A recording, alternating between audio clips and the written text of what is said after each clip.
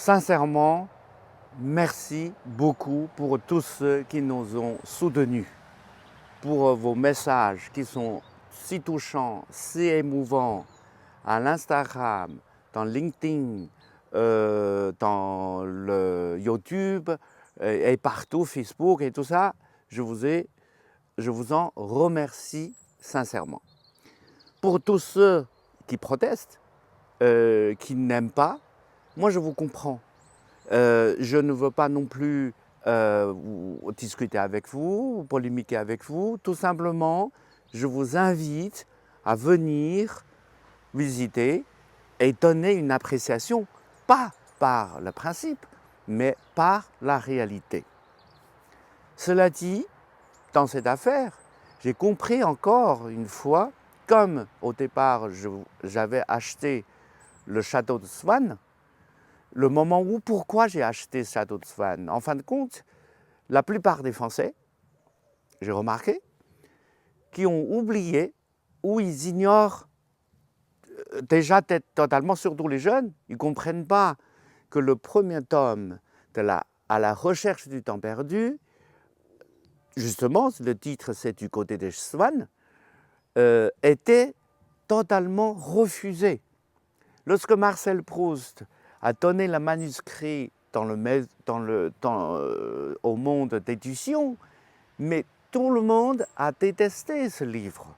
Les éditeurs sont dérangés, les écrivains, même je ne dis pas son nom, tout le monde n'aime pas ce livre. C'est un peu comme La Chapelle Rouge qui est née, et du coup ça dérange les gens. Bon, le problème c'est que dans ce château, tout à coup, je veux faire ce château un lieu de création. Pourquoi? On oublie une chose très simple, on ignore, enfin on néglige. Qu'est-ce que c'est qu'une création? La création, en fin de compte, c'est mettre au monde quelque chose qui n'existe pas. Si cette chose qui a déjà existé, ce n'est pas une création, c'est une copie.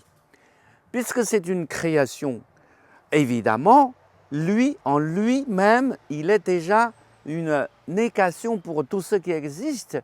Il est déjà un élément qui dérange l'ordre établi.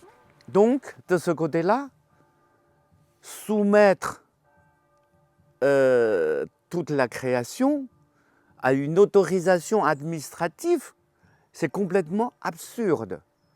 Comment vous voulez donner une autorisation à ceux qui ne sont pas encore nés?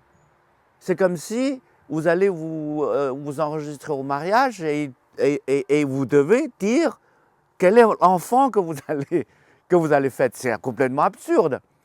Mais c'est pour cela que c'est ici, je fais appel à tous ceux qui ont lu, qui ont vu mes posts, tous ceux qui ont su cette affaire, de réfléchir.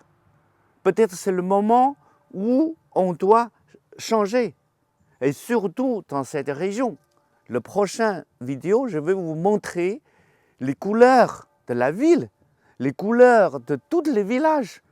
C'est parce que chacun, un habitant, s'il veut changer la couleur de sa fenêtre, changer la couleur de sa façade, changer la couleur, je ne sais pas, de son créage, mais il faut demander une autorisation à l'administration. Évidemment, l'administration, je ne reproche pas l'administration. L'administration est là pour administrer, pour régner l'ordre. Ça, c'est leur rôle. Mais on ne peut pas donner la création à quelqu'un qui veut l'ordre sans création.